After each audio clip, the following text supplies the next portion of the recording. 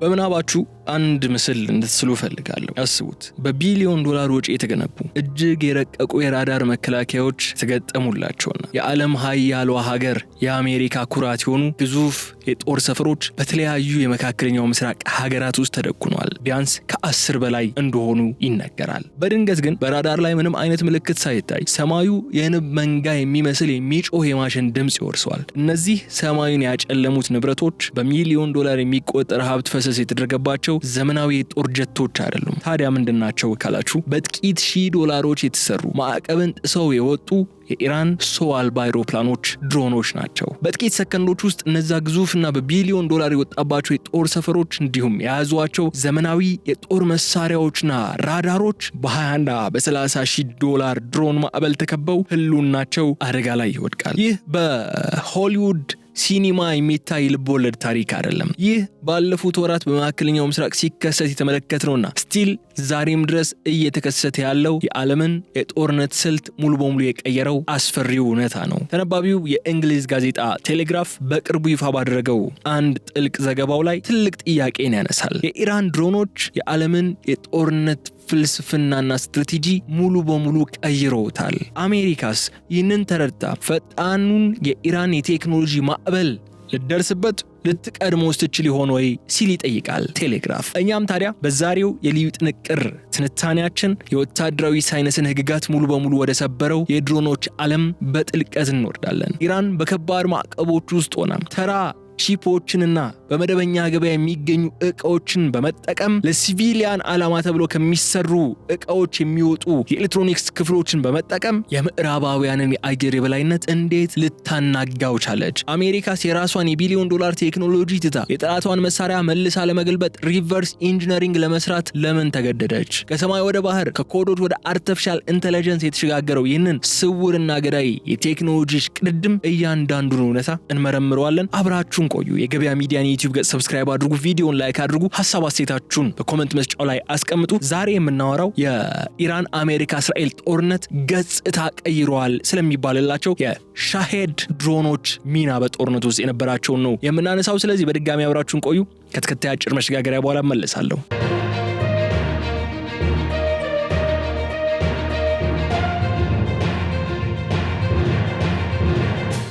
ቴሌግራፍ ይዞት የወጣው አንድ ዘገባ በግልጽ እንደሚያሳየው ባለፉት ጥቂት 10 ዓመታት ውስጥ በምዕራባውያን ዘንድ የነበረውን ወታደራዊ በላይነት አሁን ላይ ታይቶ በማይታወቅ መልኩ እየተፈተነ ይገኛል ይላል። ይህ ፈተና የመጣው ደግሞ በቢሊዮን ዶላር ከሚቆጠሩ የኒውክሌር ዕቃዎች ወይም የራዳር እይታን ከሚያስወግዱ እጅግ ውድ የሆኑ ስውር ተዋጊ ጀቶች ሳይሆን በፋብሪካ ደረጃ በብዛት ሊመረቱ ከሚችሉ አነስተኛ ዋጋ ካላቸው ሰው አልባ አውሮፕላኖች ወይም ሻሄድ ድሮኖች ነው። ኢራን ባለፉት ዓመታት ያዘጋጀችውና አሁን ላይ በዓለም ዙሪያ በተለያዩ ግጭቶች ላይ እየታየ ያለው የጦርነት ስልት የጠላትን ዘመናዊ የአየር መከላከያ ዘዴዎችን በጥራት ሳይሆን በቁጥር ማዕበል በማጨናነቅ ላይ የተመሰረተ ነው። ይህ ስልት በወታደራዊ ስነ ቃል የጅምላ ማዕበላዊ ጥቃት ወይም ማስ ስዎርም አታክ በመባል ይታወቃል። ስልቱ በአንድ ጊዜ በ10 በመቶዎች እንዲሁም በሺዎች የሚቆጠሩ ትናንሽ ርካሽ ድሮኖችን ወደ አንድ ወጥ ወይም የተበታተኑ ስልታዊ ኢላማዎችን በአንድ ጊዜ በማስወንጨፍ የጠላትን የራዳር መከታተያ ዘዴዎችና የሚሳኤል መከላከያ ባትሪዎችን የሥራ አቅም በመገደብ አልፎት እንዲሄዱ ማድረግን የሚያስችል አካሄድ ነው፣ ስልት ነው።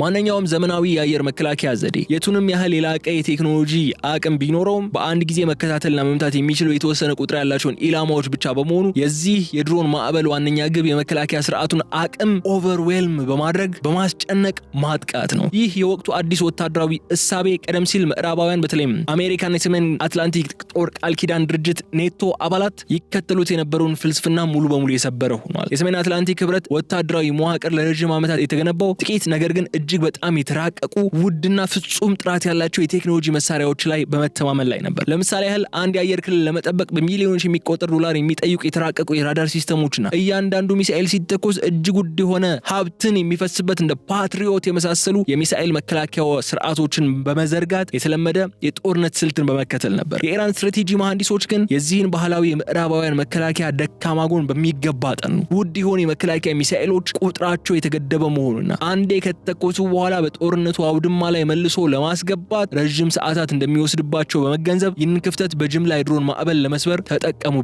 ይላል። ይህ አዲስ ስልት የጦር ሜዳውን ጂኦሜትሪ ሙሉ በሙሉ ቀይሮታል። ቀደም ሲል አንድን ትልቅ ወታደራዊ ካምፕ፣ የባህር ኃይል መርከብ ወይም የኃይል ማመንጫ ጣቢያ ለማጥቃት ረጅም ርቀት የሚጓዙ ትላልቅ የባሊስቲክ ሚሳኤሎች ወይም የስትራቴጂክ ቦምብ ጣይ አውሮፕላኖች ያስፈልጉ ነበር። ዛሬ ግን የኢራን ድሮን ስልት ይህንን እውነታን ቀይሮታል። ትናንሽ በጭነት መኪና ጀርባ ላይ በሚገኙ ተንቀሳቃሽ ማስወንጨፊያዎች ላይ የሚጫኑና በቀላሉ ከአንድ ቦታ ወደ ሌላ ቦታ የሚንቀሳቀሱ የድሮን ስብስቦች የተኛውም ትልቅ ወታደራዊ መዋቅር በቀላሉ ሊያሰናክሉ የሚችሉበትን አቅም ፈጥረዋል። ይህ ስልት የጠላትን የአየር መከላከያ ግራ ከማጋባቱም በላይ የተኛው ድሮን ፈንጂ እንደተሸከመና የተኛው ድሮን መከላከያውን ለማስቀየስ የመጣ የውሸት ድሮን ወይም ዲኮይ መሆኑን ለመለየት የማይቻልበት የጦርነት ውጥረትን ይፈጥራል። ይህ በዓለም አቀፍ ወታደራዊ ሳይንስ ላይ የተከሰተው ታላቅ ሽግግር ምዕራፍ የምዕራባውያንን የአየር የበላይነት ጥያቄ ውስጥ የከተተ ከመሆኑም በላይ አሜሪካ አሁን ባለው እውነታ የራሷን የጦርነት ስልትና ወታደራዊ በጀት በአስቸኳይ እንድትከልስ ያስገድዳት ይገኛል። የአየር ላይ ውጊያ ከአሁን በኋላ በሰማይ ላይ በሚደረግ የጄቶች ፍልሚያ ብቻ የሚወሰን ሳይሆን በመሬት ላይ በሚመረቱ በሚሊዮኖች የሚቆጠሩ ሰው አልባ ማሽኖች ማዕበል የሚወሰን መሆኑ ደግሞ ይህ የሚያሳየን ትልቁ ነጥብ ነው። በዓለም አቀፍ ወታደራዊ ታሪክ ውስጥ ጦርነቶች በአብዛኛው የሚወሰኑት በሀገራት የኢኮኖሚ አቅም፣ በኢንዱስትሪ ምርታማነትና የረጅም ጊዜ ወጪን የመቋቋም አቅም ላይ እንደነበር ይታወቃል። ይሁን እንጂ የኢራን የድሮን ስልት ይህንን የባህላዊ ጦርነት የኢኮኖሚክስ ህግ ሙሉ በሙሉ እንገልብጦታል። አሲሜትሪክ ጦርነት ማለት እጅግ አነስተኛ ወታደራዊና የፋይናንስ አቅም ያላቸው አካላት እጅግ ግዙፍና በቢሊዮን ዶላር የሚቆጠር በጀት ያላቸውን ሀያላን ሀገራት በኢኮኖሚ ደጋግሞ በመምታት በሚያደቁበትና ሀብት ሚዛኑን የሚያናጉበት ስልት ነው። የዚህ ስልት አስገራሚ እውነታ ለመረዳት የወጪና የኪሳራ ንጽሩ በዝርዝር መመልከትም ያስፈልጋል። ለምሳሌ ያህል በዩክሬን ምድር ላይ ሩሲያ በስፋት ስትጠቀመችበትና አሁን ላይ በሆርሙዝ ውጥረት ውስጥ ዋና መሳሪያ ሆኖ እያገለገለ ያለው የኢራኑ ሻሄድ 136 ድሮን በአማካይ ለመስራት የሚጠይቀው ወጪ ከ20,000 እስከ 40,000 ዶላር ብቻ ነው። ይህ ድሮን አንድ ጊዜ ብቻ ተተኩሶ ኢላማን ለማጥፋት የሚያገለግል ሲሆን የውስጥ መዋቅሩ እጅግ ቀላል ከመሆኑ የተነሳ የተኛውም የረቀቀና ውድ የቴክኖሎጂ ፋብሪካን አይጠቀም። በአንጻሩ አሜሪካና ምዕራባውያን አጋሮች ይህንን ጥቂት $10 የሚያወጣውን ድሮን መጥተው ለመጣል የሚጠቀሙባቸው የአየር መከላከያ ሚሳኤሎች ዋጋቸው በሚሊዮን የሚቆጠር ዶላር ነው። ለአብነት ያህል አንድ የፓትሪዮት መከላከያ ዘዴ ሚሳኤል ብቻውን ከ3 ሚሊዮን እስከ 4 ሚሊዮን ዶላር የሚያወጣ ሲሆን ይበልጥ ተንቀሳቃሽ የሆነውና የናሳምስ ሚሳኤል ደግሞ በአንድ ጥይት ከ1 ሚሊዮን ዶላር በላይ ወጪን ይጠይቃል። ይህ ማለት አጥቂው አካል $20,000 ድሮን ጥቃት ሲሰነዝር ተከላካዩ አካል ያንን ጥቃት ለማክሸፍ ብቻ በሚሊዮኖች የሚቆጠር ዶላር እንዲያወጣ ይገደዳል ማለት ነው። ይህ የሂሳብ ስሌት በረጅም ጊዜ ጦርነት ውስጥ እጅግ አስከፊ የሆነ የሀብት መናመንን ያስከትላል። ተፋላሚዋ የቱንም ያህል በኢኮኖሚ በለጸገች ሀገር ብትሆንም በ10 ሺዎች የሚቆጠሩ የድሮን ማዕበሎችን ለመመከት በሚሊዮን ዶላር የሚቆጠሩ ውድ ሚሳኤሎችን ደጋግማ መተኮስ ግን አትችልም። ምክንያቱም የሚሳኤሎቹ የማምረት ፍጥነትና በጀት ከድሮኖቹ ብዛት ጋር ፈጽሞ ሊመጣጠን የሚችልበት እድል የለም።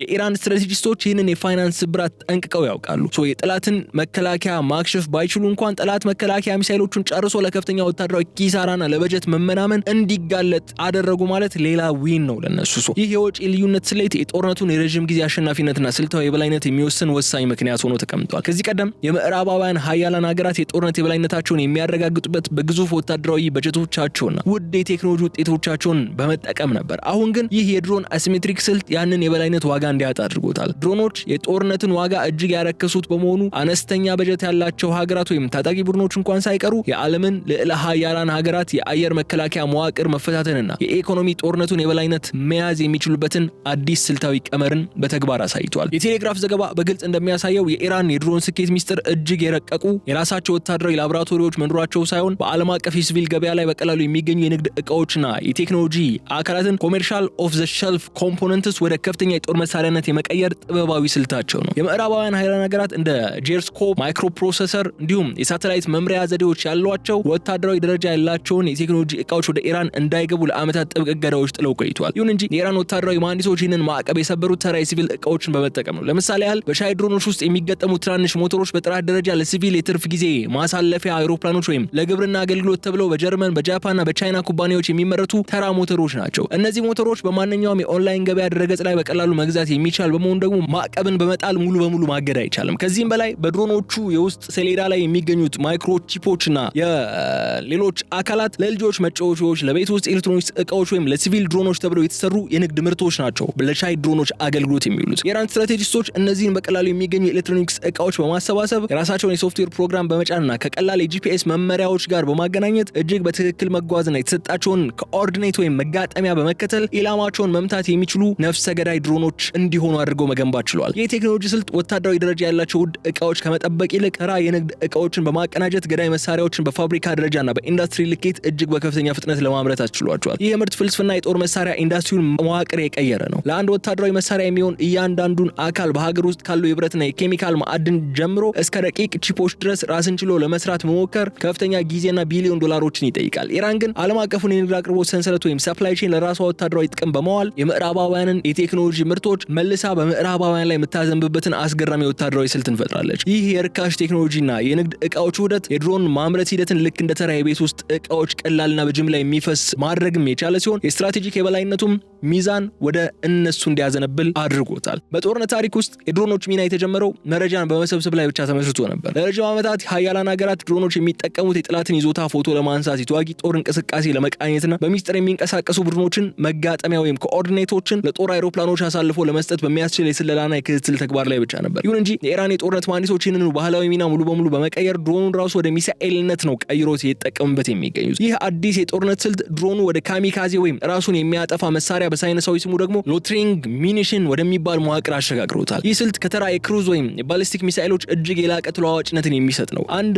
መደበኛ ሚሳኤል ከተኮሰ በኋላ በቀጥታ ወደ ተሰጠው ኢላማ በከፍተኛ ፍጥነት በመጓዝ ወዲያውኑ ይፈነዳል። ጠላት ካመለጠ ወይም ኢላማ ቦታውን ከቀየረ ሚሳኤሉን በአየር ላይ ማቆየት አይቻልም። በአንጻሩ የኢራን የካሚካዜ ድሮን ስልት ይህንን ድክመትን ይቀርፋል። እነዚህ ድሮኖች ወደ ጠላት የአየር ክልል ከተኮሱ በኋላ በሰማይ ላይ ለሰዓታት መደበቅ፣ መዞርና መንቀሳቀስ ይችላሉ። ይህ ረጅም ሰዓታት የአየር ላይ ቆይታ ጠላት የት እንዳለ እንዲያውቁ ፍርሃትና ድንጋጤን ከመፍጠሩም በላይ ትክክለኛው የጠላት ስልታዊ መዋቅር ሲንቀሳቀስ ወይም የጠላት አየር መከላከያ ራዳሮች ድሮኖችን ለመምታት መብራት ሲያበሩ እንኳን የድሮኑ የውስጥ አእምሮ ያንን የራዳር ሞገድ ተከትሎ ራሱን በከፍተኛ ፍጥነት በመወርወር መከላከያውን ሙሉ በሙሉ ሊያጠፋ የሚችልበት አቅም አለው። ይህ ከስለላ ወደ ቀጥታ ገዳይነት የተደረገው የሚና መለዋወጥ ደግሞ ለትናንሽ ሀገራት የራሳቸውን የአየር ላይ ሚሳኤል አቅም እጅግ በረከሰ ዋጋ እንዲገነቡ አስችሏቸዋል። ውድ የሆኑና የላቀ የብረትና የሞተር ቴክኖሎጂ የሚጠይቁትን የክሩዝ ሚሳኤሎች ከመስራት ይልቅ ቀስ ብለው የሚበሩ ነገር ግን በውስጣቸው ከፍተኛ መጠን ያለው ፈንጂ የተሸከሙ የካሚካዜ ድሮኖችን ማምረት እጅግ ውጤታማ መሆኑን ይህ የኢራን ስትራቴጂ ያስመስክሯል። ይህ ሚና የመቀየር ጥበብ ሰማይን የማያቋርጥ የፍርሃት ቀጠና በማድረግና የጠላትን መከላከያ ዘዴዎች መደበቂያ በማሳጣት የወደፊቱን የጦርነት መልክ ሙሉ በሙሉ የቀየረ አጋጣሚ ሆኗል። ይህ ዛሬ ላይ የምናየው የኢራን የላቀ ድሮን የማምረት አቅም በድንገት የተከሰተ ሳይሆን ከምዕራባውያን የተማረኩ እጅግ ዘመናዊ መሳሪያዎችንም ወደ ራስ አቅም የመቀየር ረጅም የታሪክ ሂደት ውጤት ነው።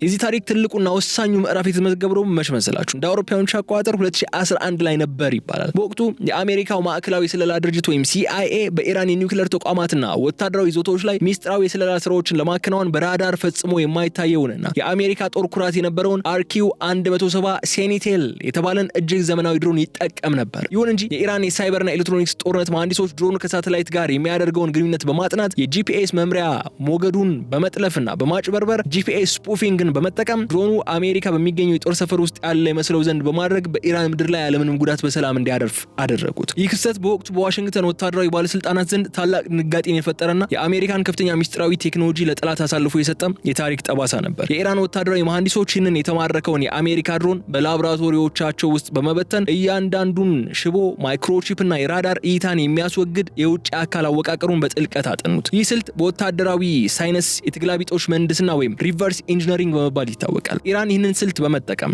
በአጭር ጊዜ ውስጥ RQ-170 ሙሉ በሙሉ የኮረጀና የራሳቸውን የቴክኖሎጂ ማሻሻያ ያደረጉበትን ሻሂድ 171 እና ሳኢቀህ የተባሉ የራሳቸውን ድሮኖች በብዛት ማምረት ቻሉ። የኢራን የቴክኖሎጂ ሽሚያ በዚህ ብቻ ግን አላበቃም። ከጥቂት ዓመታት በኋላ የቦይንግ ኩባንያ ምርት የሆነውንና በአሜሪካ ባህር ኃይል የሚጠቀሙበትን ስካን ኤግል የተባለን የስለላ ድሮን በተመሳሳይ መልኩ በመጥለፍ ማድረኩት። የዚህም ድሮን መዋቅር መልሰው በመፍታት ሳይድ የተባለውን የራሳቸው የድሮን ስሪትን ፈጠሩ። ይህ ታሪካዊ ምሳሌ የሚያሳየው የጦርነት ስልት የጠላትን የቴክኖሎጂ ጥንካሬ ወደ ራስ ድክመት ከመቀየር ይልቅ የጠላትን ምርጥ መሳሪያዎች ማርኮ የራስን ወታደራዊ ኢንዱስትሪ አቅም መገንቢያ ማድረጊያ ዘዴ መሆኑ ነው። ዛሬ አሜሪካንና አጋሮቿን በየባህርና ሰማዩ ያስጨነቁ ያሉት የኢራን ድሮኖች መነሻ ታሪካቸውና የቴክኖሎጂ ዲኤንኤያቸው ራሷ አሜሪካ የሰራቻቸው መሳሪያዎች መሆናቸው የስትራቴጂክ ጦርነቱን ተለዋዋጭነትና ምናባዊነት በግልጽ የሚያሳይ ነው። አሜሪካ ደግሞ አሁን መልሳ ወደዚሁ የኢራን ተግባር ገብታለች። አሜሪካ ላለፉት ዓመታት የኢራን ድሮኖች ውድ በሆኑ ሚሳኤሎች ለመምታት ስትሞክር ከቆየች በኋላ የአካሄድ በኢኮኖሚም ሆነ በወታደራዊ ስሌት እንደማያዋጣት በመገንዘብ የጠላትን ስልት በጠላት ላይ የመጠቀም አዲስ ፍልስፍናን ይዛ ብቅ ብላለች። የዚህ አዲስ ስትራቴጂ ማሳያ ደግሞ የአሜሪካ ማዕከላዊ እዝ ወይም ሴንትኮም በአሁኑ ወቅት በባህረ ሰላጤው ቀጠና በስፋት እያሰማራቸው ነው ተብሎ የሚታመኑት ሉካስ ተብሎ የሚጠሩ አዲሶቹ ሰው አልባ አውሮፕላኖች ናቸው። የዚህ ድሮን አመጣጥና አጠቃቀም በዓለም የጦርነት ታሪክ ውስጥ ትልቅና የሚገርም መገላበጥን ያሳየ ክስተት ነው። ይህ ሉካስ የተባለው ድሮን አሜሪካ ሙሉ በሙሉ ከባዶ ተነስታ የሰራችው የቴክኖሎጂ ውጤት አይደለም። ይልቁንም አሜሪካና አጋሮቿ ከዚህ ቀደም ከተለያዩ የየመን ሁቲዎችና ከኢራን ባህር ኃይል ማርኮ የወሰዷቸውን የኢራን ሻሄድ ድሮኖች መዋቅር መልሰው በመፍታት የተሰራ ድሮን ነው። የአሜሪካ ጦር መሐንዲሶች ከኢራን የተማረኩትን ድሮኖች ወደ አሜሪካ ወታደራዊ ላቦራቶሪዎች በመውሰድ የውስጥ አካላታቸውን፣ ሞተራቸውንና የሶፍትዌር መቆጣጠሪያቸውን በአሜሪካ ሰራሽ ዕቃዎች ቀይረው ነገር ግን የኢራኑን ርካሽና በጅምላ መመረት ባህሪ እንዳለን ጠብቀው በአሜሪካ የተሰራ በሚል ወደ ጨዋታ ውስጥ አስገብቶታል። የአሜሪካ ማዕከላዊ እዝ አዛዦች በይፋ እንደገለጹት አሁን ላይ ይህንን የሉካስ ድሮን ወደ ባህረ ሰላጤው በመመለስ ራሷን ኢራንን ለመሰለልና የኢራንን የባህር ዳርቻ መከላከያ ዘዴዎችን ለማስቀየስ እየተጠቀሙበት እንደሚገኙ ይገለጻል። ይህ ስልታዊ እርምጃ አሜሪካ የራሷን እጅግ ውድና ቢሊዮን ዶላር የሚጠይቅ የቴክኖሎጂ ፍልስፍናን ትታ ወደ ኢራኑ ርካሽ ቀላልና ሰው አልባ ማሽኖችን በብዛት የማሰማራት ስልት መመለሷን ያረጋገጠ ትልቅ የታሪክ ሽግግር ነው። አሜሪካ ይህንን ስልት የተከተለችው ደግሞ የኢራንን የድሮን ማዕበል ለመመከት ብቸኛው አማራጭ የራሷን የድሮን ማዕበል መፍጠር መሆኑ ስለምታምን ነው ይላሉ መረጃዎች።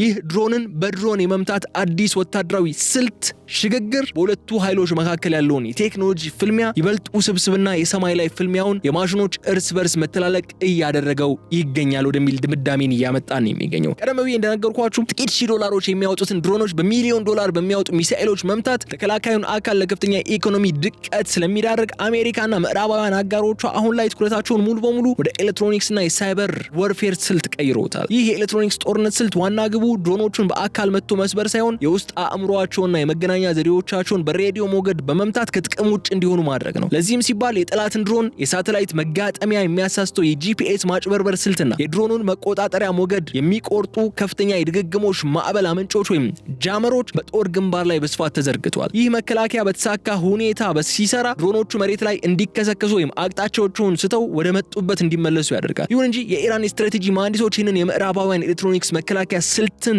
ለማምከን አዳዲስ የቴክኖሎጂ ማሻሻያዎችን በየዕለቱ እያስተዋወቁ ነው የሚገኙት። የኢራን አዳዲስ የሻሂድ ድሮን ስሪቶች አሁን ላይ የሬዲዮና የሳተላይት ማዕበል ማደናቀፊያዎችን የሚቋቋሙ ልዩ የውስጥ የቪዲዮና የኦፕቲካል መምሪያ ዘዴዎችን መግጠም ስለመጀመራቸው ይነሳል። ይህ ማለት ድሮኑ ከሳተላይትና ከመሬት መቆጣጠሪያ ጣቢያ ጋር ያለውን ግንኙነት ሙሉ በሙሉ ቢቋረጡ እንኳን በውስጡ በተገጠመለት አርቲፊሻል ኢንተለጀንስና ካሜራ አማካኝነት መሬት ላይ ያሉትን ምልክቶች እያነበበ አስቀድሞ የተሰጠውን ስልታዊ ኢላማ ያለምንም መደናቀፍ መምታት እንዲችል ያደርጓል። ይህ በኤሌክትሮኒክስ ጥቃትና መከላከያ ስልቶች መካከል የሚደረገው የማያቋርጥ የአይጥና የድመት የድብብቆሽ የሚመስለው ጨዋታ የዘመናዊው ጦርነት ስትራቴጂ በአካል ከሚታዩ መሳሪያዎች ፍልሚያ ይልቅ በሞገዶች በኮዶችና በሶፍትዌር ስልት ቀመሮች ወይም በአልጎሪዝምስ ላይ የተመሰረተ በመሆኑን ያሳያል።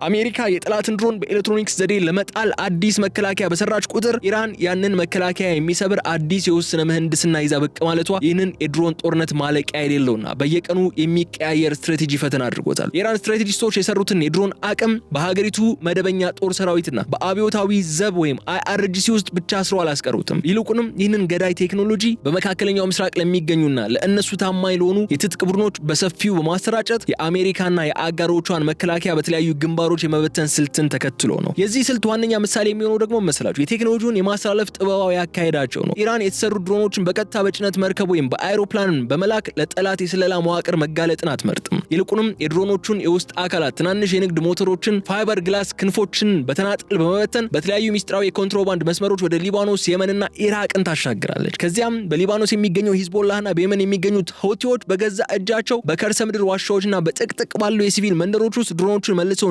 እንዲገጣጥሙና የራሳቸውን የማምረቻ መስመር እንዲዘረጉም ስልጠናና የገንዘብ ድጋፍን ትሰጣለች ይባላል። ይህ የቀጠናዊ ስርጭት ስልት ለአጥቂው አካል ታላቅ የፖለቲካና ወታደራዊ ክልል የሚሰጥ ሲሆን በሳይንሳዊ ስሙ መካር የሚቻልበት ወታደራዊ ስልት ወይም plausible deniability በመባል ነው የሚታወቀው። በየመን የሚገኙ ሁቲዎች በአሜሪካ የጦር መርከቦች ወይም በዓለም አቀፍ የንግድ መስመሮች ላይ የድሮን ማዕበል ጥቃት በሚሰነዝሩበት ወቅት ጥቃቱ የተፈጸመው በኢራን ሰራሽ መሳሪያ መሆኑ ቢታወቅም ራሷ ኢራን ግን ጥቃቱን የፈጸምኩት እኔ አይደለሁም፣ የየመን ታጣቂዎች የራሳቸውን መብት ለማስከበር የወሰዱት እርምጃ ነው በማለት ዲፕሎማሲያዊ ተጠያቂነትን በቀላሉ ለማምለጥን ትጥራለች። የአካሄድ ደግሞ አሜሪካና እስራኤል ጥቃቱ በቀጥታ ወደ ቴህራን በመውሰድ ትልቅ ጦርነት እንዳይጀምሩ እጃቸውን ሲያስራቸው ቆይቷል። ከዚህ በተጨማሪ ስልት አሜሪካ በቀጠናው ያላትን የጦር መዋቅር በተለያዩ ግንባሮች እንድትበትን ነው የሚያስገድዳት። የአሜሪካ ጦር ኃይል ትኩረቱን በሆርሙዝ ላይ ብቻ በማድረግ መቀጠል አይችልም። ምክንያቱም ከየመን የሚነሱ የሁቲ ድሮኖችም ቀይ ባህርን ሊያናጉ ይችላሉ። ከሊባኖስ የሚነሱ የሂዝቦላ ድሮኖች ደግሞ እስራኤልና የሜዲትራኒያን ሰማይን ሊያምሱ ይችላሉ። ይህ የኢራን የተበታተነ ግንባርን የመፍጠር ስልት ትናንሽና መንግስታዊ ያልሆኑ ቡድኖችን በአጭር ጊዜ ውስጥ የምዕራባውያንን የጦር መርከቦችና ስልታዊ ይዞታዎችን ማጥቃት የሚችሉበት የሰማይ ላይ ኃይል እንዲኖራቸው አድርጓቸዋል። ይህም የድሮን ዲፕሎማሲና የፕሮክሲ ኃይሎች ስትራቴጂ ምን ያህል ስኬታማ መሆኑን ያሳየ አጋጣሚ ነው። ይህ የቴሌግራፍ ዘገባና የወቅቱ የሆርሙዝ ሁኔታ የሚያሳየን ደግሞ ሌላኛው ጉዳይ መስላችሁ የኢራን የድሮን ፍልስፍና በሰማይ ላይ በሚበሩ መሳሪያዎች ብቻ የተገደበ አይደለም። ይልቁንም ሰማይ ላይ የተሳካውን ርካሽና ገዳይ የጅምላ ማዕበል ስልት በቀጥታ ወደ ባህር ላይ በማውረድ አዲስ የባህር ላይ ሰው አልባ ጦርነት ስልት ወይም አንማንድ ሰርፌስ ወርፌርን ፈጥሯል። ይህ ስልት በፈንጂ የተሞሉ በሩቅ መቆጣጠሪያ የሚነዱ ወይም በአርቲፊሻል ኢንተለጀንስ የውስጥ ካሜራ የሚመሩ ትናንሽ ፈጣን የባህር ላይ የፈንጂ ድሮኖች ባህር ላይ የሚንሸራተቱ ሰው አልባ ጀልባዎችንም በመጠቀም ላይም ተመስርቷል። እነዚህ የባህር ላይ ድሮኖች መጠናቸው እጅግ አነስተኛ ከመሆኑና ማዕበልን ተገን በማድረግ በከፍተኛ ፍጥነት ስለሚጓዙ በቢሊዮን ዶላር የሚቆጠሩ ግዙፍ የጦር መርከቦች የያዟቸው ራዳሮች በቀላሉ ሊያገኟቸው እንደማይችሉ ይነሳል። ጥቃቱ የሚፈጸሙም ልክ እንደ ሰማይ ሁሉ በጅምላ ማዕበል በመሆኑ 10 ወይም 20 የፈንጂ ጀልባዎች በአንድ ጊዜ ወደ አንድ የጦር መርከብ ሲወረወሩ መርከቧ ሁሉንም በአንድ ጊዜ መታ ለማስቀረት ትቸገራለች ነው።